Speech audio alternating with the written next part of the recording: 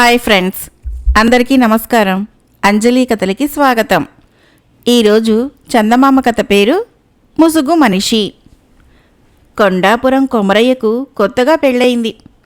భార్య భానుమతిని బాడుగుబండిలో కాపురానికి తీసుకువస్తూ దారిలో ఒక ఏరును సమీపించగానే బండిని ఆపమని క్రిందకు దిగాడు.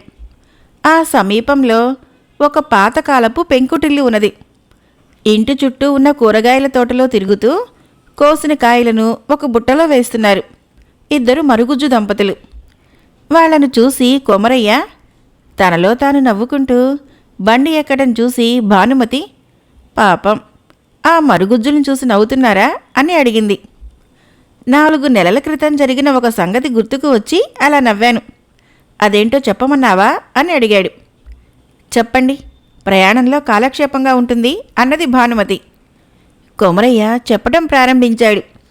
4 నెలల క్రితము అతడు ఇదే దారిన వస్తుండగా ఏటికి ఉధృతంగా వరద వచ్చింది. బండివాడు మాట్లాడుకున్న దాంట్లో సగం బాడుగు డబ్బు తీసుకుని వెళ్ళిపోయాడు. ఆ సరికి చీకటి పడి వర్షం కూడా ఆరంభమైంది. కొమరయ్య అక్కడ దగ్గరలోనే కనిపించిన పెంకుటింటికి వెళ్ళి తలుపు తట్టాడు. ఒక మరుగుజ్జు స్త్రీ తలుపు తీసి, ఎవరు బాబు, ఏం కావాలి అని అడిగింది. ఏరు పొంగటంతో ఇక్కడ చిక్కుబడ్డాను. ఈ రాత్రికి మీ ఇంట్లో కాస్త తలదాచుకొనిస్తారా అని అడిగాడు కొమరయ్య. దానికేం భాగ్యం బాబు అంటూ పక్క గదిలో నుంచి బయటకు వచ్చాడు ఆ ఇంటి యజమాని. అతడు కూడా మరుగుజ్జే. కొంత పొద్దుపోయాక మరుగుజ్జు దంపతులు బలవంతం చేసిన మీదట కొమరయ్య వాళ్లతో పాటు భోజనం చేశాడు. మాటల మధ్యలో మరుగుజ్జు భార్య, మా తమ్ముడు తమ్మిరాజు సాయంత్రానికల్లా వస్తానన్నాడు. ఇంత పొద్దుపోయినా రాలేదు, ఎందువల్లో అంటూ కొన్ని రొట్టెలు కూర ఒక పాత్రలో పెట్టి వంటింట్లో దాచింది. ముందు గదిలో కొమరయ్యకు మంచం వేసి లోపల గదిలో పడుకున్నారు మరుగుజ్జు దంపతులు. కొంతసేపటికి అతడికి నిద్ర పడుతూ ఉండగా వీధి తలుపు చప్పుడైంది. ఎవరు అంటూ లేచి కూర్చున్నాడు కొమరయ్య. నేనే, తమ్మిరాజును అన్నాడు తలుపు తట్టిన మనిషి. కొమరయ్య వెళ్ళి తలుపు తీస్తూనే అదిరిపడ్డాడు. ఎదురుగా తళతళ మెరుస్తున్న కత్తితో ఒక ముసుగు దొంగ.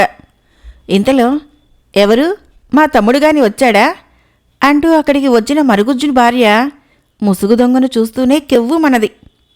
ముసుగు దొంగ చప్పున కత్తిని మరుగుజ్జు భార్య కంఠంకేసి గురిచూసి తన మీదికి దూకపోతున్న కొమరయ్యతో, నువ్వు అడుగు ముందుకు వేశావో ఈ పొట్టిదాని పీక తెగిపోతుంది, జాగ్రత్త అన్నాడు కర్కశంగా. తర్వాత ఆమెను అడ్డుపెట్టుకొని దొంగ మరుగుజ్జు భర్త ద్వారా పెట్టెలోని నగలు డబ్బు మూట కట్టించాడు. కొమరయ్య చేతి ఉంగరంతో పాటు జేబులోని డబ్బు కూడా తీసుకొని దొంగ వీధి తలుపులకు బయట నుంచి గడియ పెట్టి పారిపోయాడు. మరుగుజ్జు దంపతుల నగలు డబ్బు పోవటం చూసి కొమరయ్య మనసు విలవిలలాడిపోయింది. తాను తొందరపడి తలుపులు తెరిచి ఉండకపోతే మరుగుజ్జు దంపతులకు ఇంత ధన నష్టం జరిగి ఉండేది కాదు. కొమరయ్య మరుగుజ్జు దంపతులకి క్షమాపణ చెప్పబోతుంటే మరుగుజ్జు భర్త అడ్డుపడి, నీకు చేతులెత్తి మొక్కాలి బాబు, దొంగ కత్తితో నా భార్యను బెదిరిస్తుండగా నీవు తొందరపడి వాడి మీదకు పోయి ఉంటే వాడు నా భార్యను చంపేసి ఉండేవాడు అన్నాడు కొమరయ్య చేతులు పట్టుకొని. మర్నాడు తెల్లవారుతూనే కొమరయ్య ఇంటికి వచ్చేశాడు. కానీ అతడికి మనశ్శాంతి లేకుండా పోయింది. అతడు తల్లికి జరిగిందంతా చెప్పాడు. ఆమె చాలా బాధపడి, నీ కారణంగానే ఆ మరుగుజ్జు దంపతులకు ధన నష్టం జరిగిన మాట నిజం, ఒక 1000 రూపాయలు తీసుకుని పోయి వాళ్ళకిచ్చిరా అంటూ కొమరయ్యకు డబ్బిచ్చింది. ఆ డబ్బు తీసుకొని సంతోషంగా బయలుదేరాడు కొమరయ్య. ఏటిలో వరద పూర్తిగా తగ్గిపోవటంతో అతడు చీకటి పడుతూ ఉండగా పడవలో ఏరు దాటి అవతలి ఒడ్డుకు చేరాడు. అయితే అతను మరుగుజ్జు దంపతుల ఇంటిని సమీపిస్తూనే ఆశ్చర్యపోయాడు. ఇంటి బయట ఆనాటి ముసుగు దొంగ తచ్చాడుతున్నాడు. ఒక చెట్టు చాటు నుంచి కొమరయ్య వాణ్ణి గమనించసాగాడు. ఇంతలో పెరటి వైపు నుంచి మరుగుజ్జు భార్య బయటికి వచ్చింది.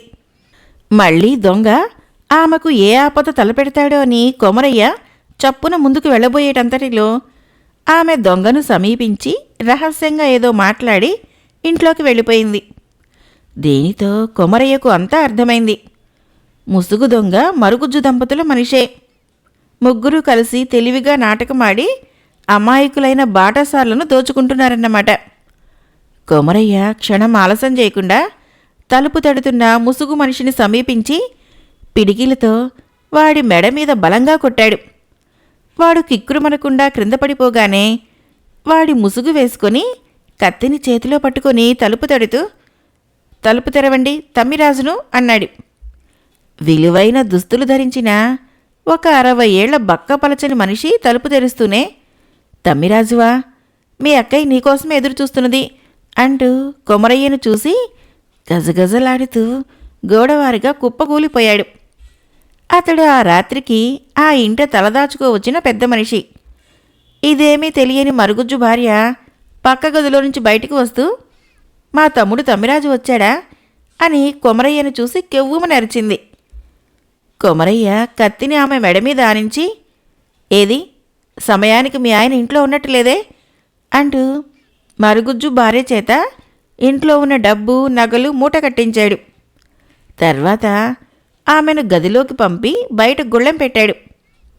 ఆ తర్వాత అతడు తీరికగా కూర్చొని మరుగుజ్జు దంపతులకు ఒక లేఖ వ్రాశాడు. "మీ బుద్ధులు మీ రూపాలకు తగినట్టుగానే ఉన్నాయి. లోకంలో దొంగతనం అంతా హేయమైన వృత్తి మరొకటి లేదు. ఒంటిమీది పచ్చబొట్టైనా చెరపగలం గాని ఒకసారి దొంగ అన్న ముద్ర పడితే చెరపటం అసాధ్యం.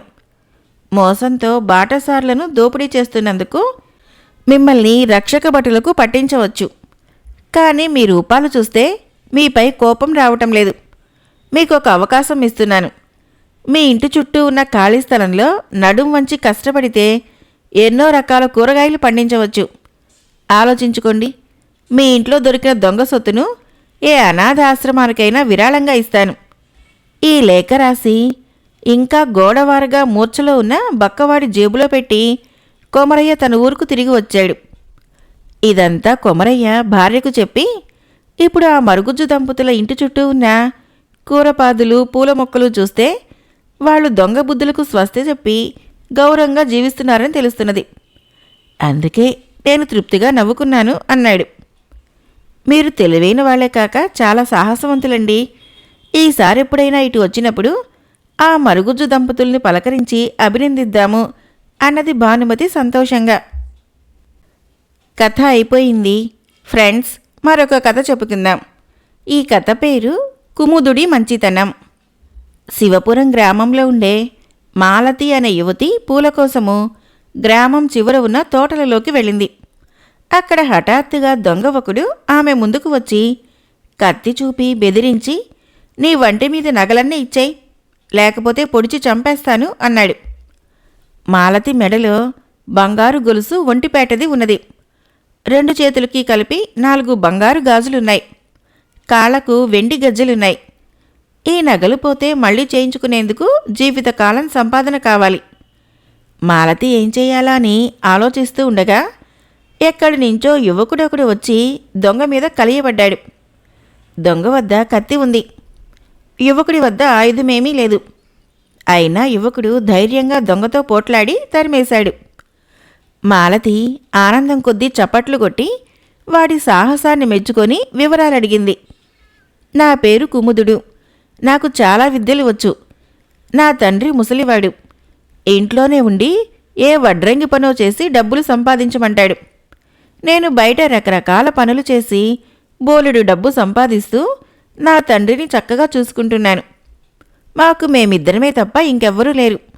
మాది పొరుగున ఉన్న చంద్రాయపల్లె. ఇక నీ వివరాలేమిటి? ఆడపిల్లవు ఒంటరిగా ఊరు చివరికెందుకు వచ్చావు?" అని అడిగాడు ఆ యువకుడు. "నా పేరు మాలతి. నాకు తండ్రి తప్ప ఇంకెవ్వరూ లేరు. ఆయనకు ఎక్కడ లేని డబ్బాస. రకరకాల అత్తర్లు చేసి అమ్ముతాడు. అత్తర్ల కోసం పూలు నేనే తేవాలి. చేసిన అత్తర్లు నేనే అమ్మాలి. ఆయన ఎక్కువగా కదల్లేడు. తిరగలేక చస్తున్నానంటే వినడు. దొడ్లో కూరగాయలు పండిద్దామని, ఇంట్లో అప్పడాలు వడియాలు చేసి అమ్ముదామని అంటే అందువల్ల వచ్చే డబ్బు తక్కువ అంటాడు. డబ్బేం చేసుకుంటామంటే అంతా నా పెళ్లి కోసమే అంటాడు. అన్నీ అబద్ధాలు. డబ్బాస మనిషి. నాకు పెళ్ళైతే ఈ సంపాదన పోతుందని ఆ ప్రయత్నం కూడా చేయడు. ఈరోజు నువ్వు రక్షించావు, లేకుంటే బంగారం పోయిందని మా నాన్న నానా తిట్లు తిట్టేవాడు అని చెప్పింది మాలతి.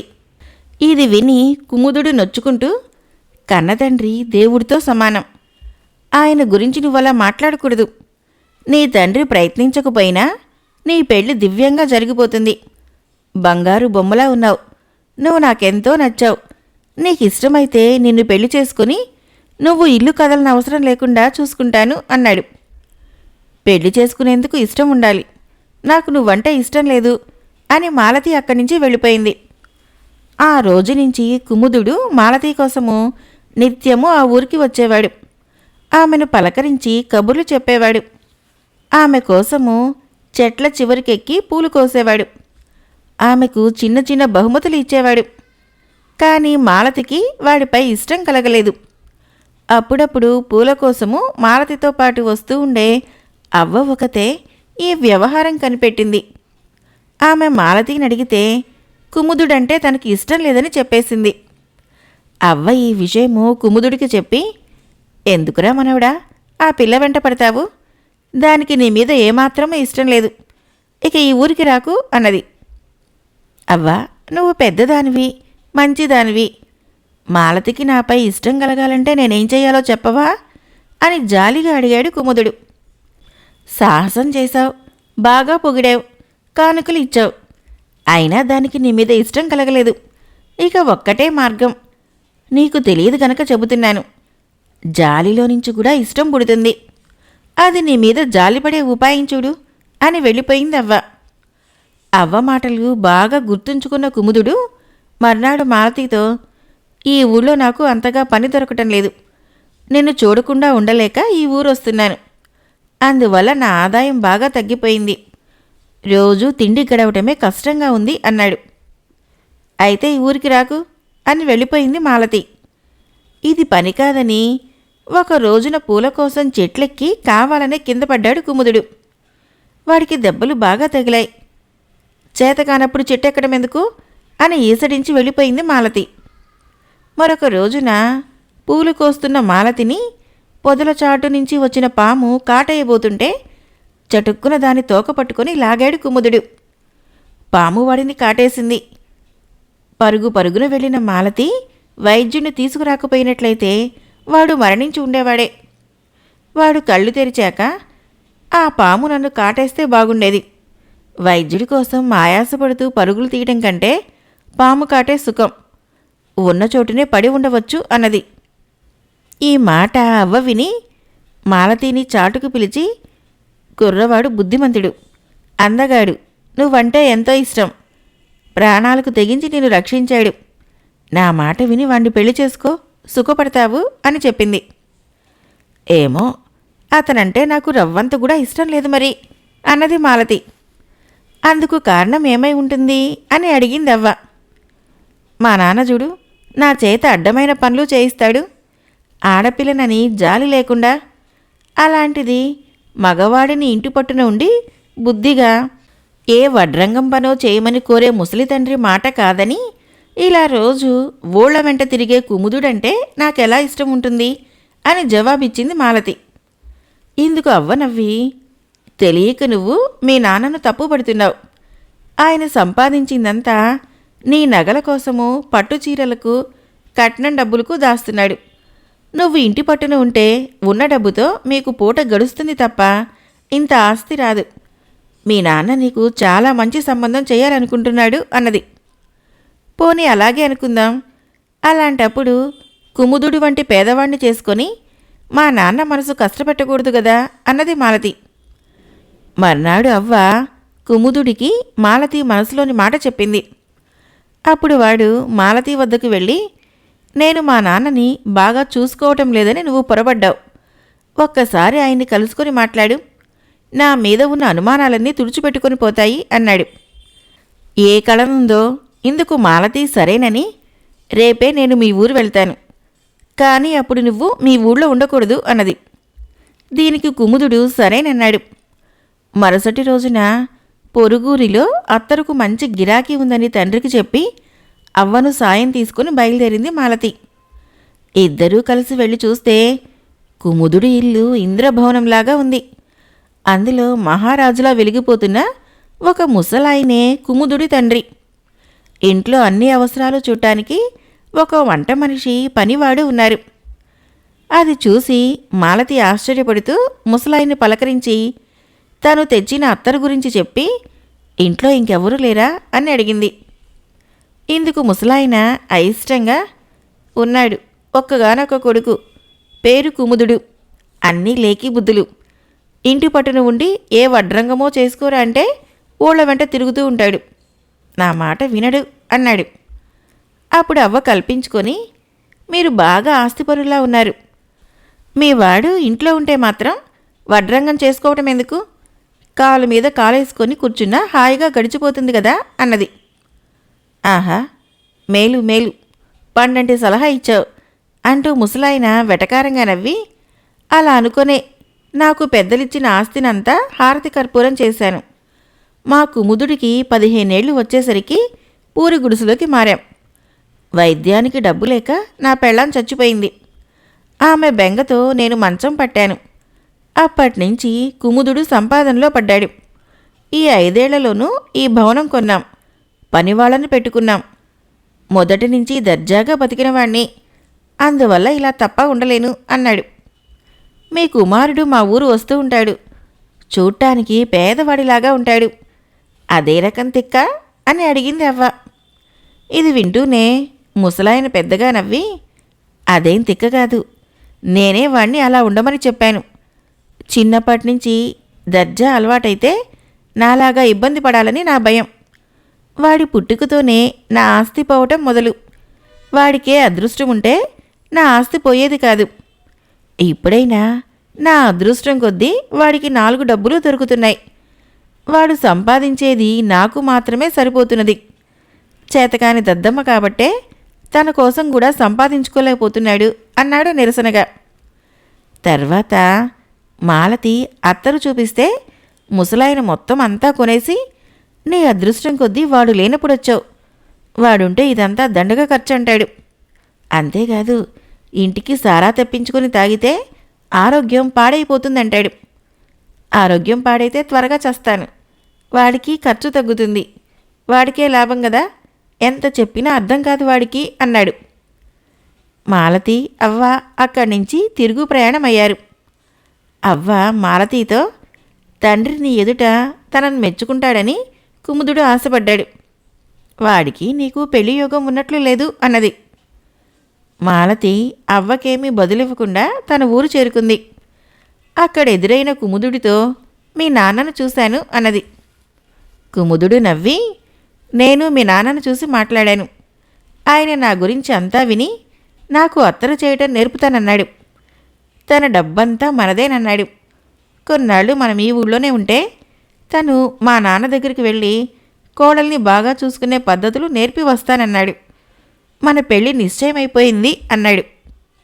నేను మన పెళ్లికి ఒప్పుకుంటానని ఎలా అనుకున్నావు అన్నది మాలతి ఆశ్చర్యంగా. ఎలా అనుకున్నానో చెప్పమంటావా? అయితే విను. అవ్వ చెప్పే వరకు నాకు ఈ ఆలోచన కలగనే లేదు. మా నాన్నను కలుసుకున్న నా శత్రువులు కూడా నా మీద జాలిపడి నన్ను అభిమానించారు. నువ్వెందుకు జాలిపడవు? జాలిలో నుంచి ఇష్టం పుడుతుందని అవ్వ చెప్పనే చెప్పింది అన్నాడు కుముదుడు. కన్న తండ్రి అయి ఉండి ఇతరులతో తనను గురించి ఒక్క మంచి మాట అనకపోగా తన పట్ల శత్రువులా ప్రవర్తించే తండ్రికి సకల సదుపాయాలు చేసిన కుముదుడి మంచితనము, పెళ్ళయ్యాక కూడా కూతురి సుఖం గురించి ఆలోచించే తన తండ్రి మనస్తత్వము గురించి బాగా ఆలోచించిన మాలతికి కుముదుడిపైన జాలితో పాటు ఇంతంత రాని ప్రేమ కూడా కలిగింది. ఇది జరిగాక తండ్రుల ఆశీర్వాదంతో మాలతి కుముదుల వివాహము అతి నిరాడంబరంగా జరిగిపోయింది. మరొక కథ పేరు గజ ఈతగాడు. చాలా ఏళ్ల క్రితము పశ్చిమ సముద్ర తీరాన కేరళ రాజ్యానికి చెందిన ఒక దీవి లక్కదీవులకు కొంచెం దూరంలో ఉండేది. అది చాలా వరకు రాతిమయంగా ఉండటం చేత అక్కడ వ్యవసాయానికి ఇతర వృత్తులకు అవకాశం ఉండేది కాదు. కనుక ఆ దీవిలో నివసించేవారు ప్రధానంగా చేపలు పట్టి జీవించేవారు, పశువులను పోషించేవారు అయి ఉండేవారు. అక్కడి బెస్తలలో కొందరు నావికులుగా వెళ్ళిపోయేవారు. మరికొందరు సముద్రం అడుగుకు వెళ్ళి ముత్యపు చిప్పలు, పగడపు రాళ్ళు తెచ్చి వాటిని దీవిలోని వర్తకులకు అమ్మి పొట్టపోసుకునేవాళ్ళు. ఆ దీవిలో ఉండే ఒక ముసలి బెస్తవాడికి చాలామంది కొడుకులు. వారిలో చాలామంది చేపలు పట్టడంలో తండ్రికి సహాయం చేసి తాము కూడా అదే వృత్తిని అవలంబించారు. ఒకరిద్దరు వర్తక నౌకలలో పనులు సంపాదించుకున్నారు. వారిలో ఆఖరివాడు చిన్నతనం నుంచి ఒక విచిత్రమైన ప్రకృతి కలవాడు. చేపలు తన్నుకొని చావటం వాడు చూడలేకపోయేవాడు. చిన్నతనంలో వాడు తీరానికి వెళ్ళి తన తండ్రి అన్నలు పట్టుకొచ్చిన చేపలను తట్టలతో మోసుకుపోయేటప్పుడు ఏ చేపలోనైనా ప్రాణం ఉన్నట్లు కనిపిస్తే దాన్ని వెంటనే నీటిలోకి విసిరేసేవాడు. ఒక్కొక్కసారి వాడి ఇంటికి చేరేసరికి తట్టలో సగం చేపలు కూడా ఉండేవి కావు. ఈ విధంగా వాడు భూతదయ కలిగి ఉండటం చేత వాడికి చేపలు పట్టే వృత్తి అబ్బలేదు. కానీ వాడికి సముద్రమన్నా చేపలన్నా అంతులేని ప్రేమ. ఎందుకు పనికిరాని మొద్దు అని తల్లిదండ్రుల చేత తిట్లు తిని వాడు సముద్ర తీరానికి వెళ్ళి గంటల తరబడి కూర్చునేవాడు. సముద్రంలో ఈతలు కొట్టేవాడు. భూమి మీద కన్నా వాడికి సముద్రం అడుగున ఎక్కువ వింతలు, రంగులు, ఆకర్షవంతమైన దృశ్యాలు కనిపించేవి. అందుచేత వాడు నీటి అడుగున చాలాసేపు ఉండటం అభ్యాసం చేసి అట్టడుగు సముద్రంలో సంచరించటము, అక్కడ ఉండే వింత వింత చేపలని, పగడపు చెట్లని, విచిత్రమైన కాంతులను చూసి ఆనందించటము సాగించేవాడు.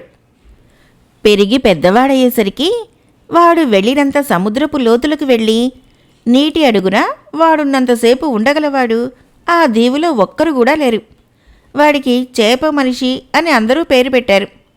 వాడు ఉదయమే వెళ్ళి పగలంతా సముద్రంలో గడిపి చీకటి పడ్డాక ఇంటికి వచ్చి తాను ఆ రోజు చూసిన వింతలన్నింటినీ తన అన్నలకు వర్ణించి చెప్పేవాడు. సముద్రం అడుగున మునిగిపోయిన పడవలుండేవి. వాటి పగుళ్లలో నీటి మొక్కలు పెరిగేవి.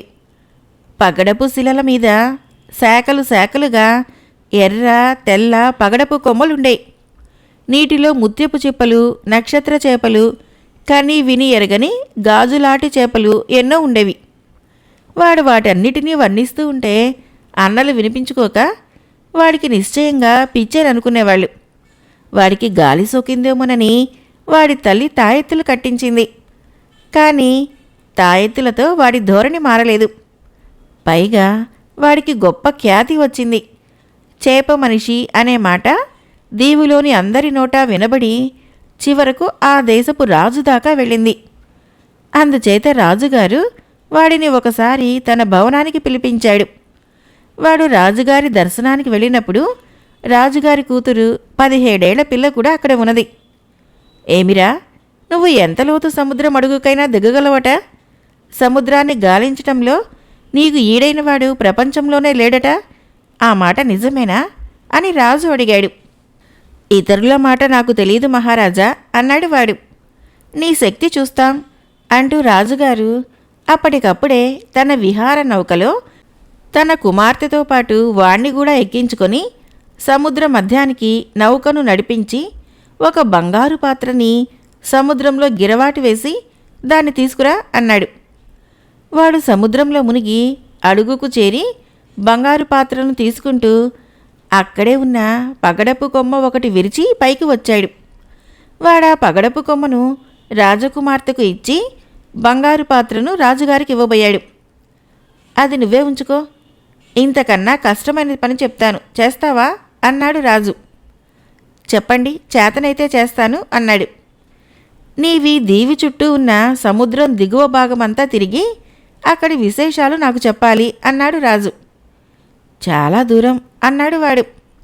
నాకు తెలుసు, నీకు కావలసినంత వ్యవధి తీసుకో, అవసరమైనప్పుడు విశ్రాంతి కూడా తీసుకో, కానీ దీవుని చుట్టి అక్కడ విశేషాలు తెలుసుకోకుండా మాత్రం నా దగ్గరకు తిరిగి రాకు అన్నాడు రాజు. అయితే ఇక్కడే ఉండండి అని వాడు రాజకుమార్తె కేసు చూసి సముద్రంలో మునిగాడు. వాడు తిరిగి రావటానికి 3 మాసాలు పట్టింది. మహారాజా, మా దీవికి అడుగున 3 బ్రహ్మాండమైన కొండలు ఆధారం ఉన్నాయి. వాటి తాలూకు రాయి మామూలు కొండరాయి కన్నా చాలా బలమైనది. అయితే వాటిలో ఒకటి నశించిపోతున్నది అన్నాడు వాడు. నశించిపోతున్నదా? ఎందుకు అని రాజు అడిగాడు. దాని దిగువ భాగంలో అగ్ని ప్రజ్వరిల్లుతున్నది. అది రాతిని ధ్వంసం చేస్తున్నది. ఆ అగ్ని ఉన్న ప్రాంతంలో చాలా మేరకు ఒక్క నాచు మొక్క గాని ఒక చిన్న చేప గాని లేదు అన్నాడు వాడు. నీటి అడుగున అగ్ని ఏమిటి అన్నాడు రాజు.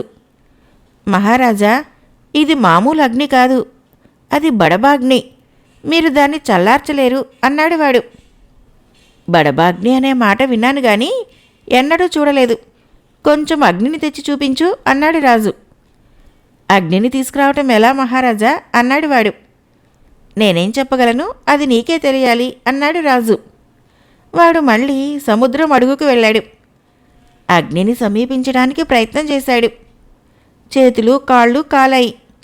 వాడు కాలిన శరీరంతో విహార నౌక దగ్గరకు వచ్చి, అగ్నిని తీసుకురావటం నాకు సాధ్యం కాలేదు మహారాజా, ఇదిగో దానికి సాక్ష్యం అంటూ తన చేతులు కాళ్ళు ఆయనకు చూపించాడు.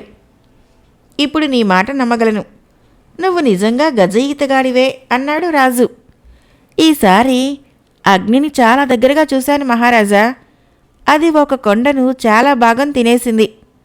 దీవికి త్వరలోనే గొప్ప ప్రమాదం రానున్నదని నా నమ్మకము అన్నాడు వాడు. రాజుగారు వాడి మాట మీద నమ్మకం ఉంచి ఆ దీవిలో ఉండే వారందరినీ దీవి వదిలి రావాల్సిందని ఉత్తర్వు చేశాడు. వారికి నివాసయోగ్య ప్రదేశాలు ఏర్పాటు చేశాడు. దీవిని మనుషులు పశువులు విడిచిపెట్టిపోయిన కొద్ది రోజులకే ఆ దీవి మీద భయంకరమైన భూకంపాలు కలిగి 1 మాసం రోజు లోపలే దానిలో ఒక్కొక్క భాగమే సముద్ర జలంలోకి ఒరిగిపోయింది. రాజు చేప మనిషిని పిలిపించి, నీ ప్రజ్ఞ వల్ల అనేక వేల మంది ప్రాణాలు దక్కాయి. ఏం బహుమతి కోరుకుంటావో కోరుకో, ఇస్తాను అన్నాడు. వాడు రాజకుమార్తె కేసు చూసి జవాబు చెప్పలేదు. తన కూతురి అభిప్రాయము అది వరకే తెలుసుకొని ఉన్న రాజు వాడికి ఆమెనిచ్చి పెళ్లి చేసి తన వద్దనే ఉంచుకున్నాడు. కథ అయిపోయింది. ఫ్రెండ్స్, నా కథలు నచ్చినట్లయితే మన ఛానల్ని తప్పకుండా సబ్స్క్రైబ్ చేయండి, లైక్ చేయండి, షేర్ చేయండి, కామెంట్ చేయండి. Thank you.